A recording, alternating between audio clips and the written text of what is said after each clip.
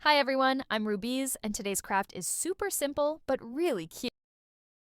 Stay with me till the end, because the final result looks amazing. First, take a simple copy paper and fold it into equal parts. Now make light, clean cuts just like I'm doing here. See that? With just a few easy steps, our beautiful little design is ready.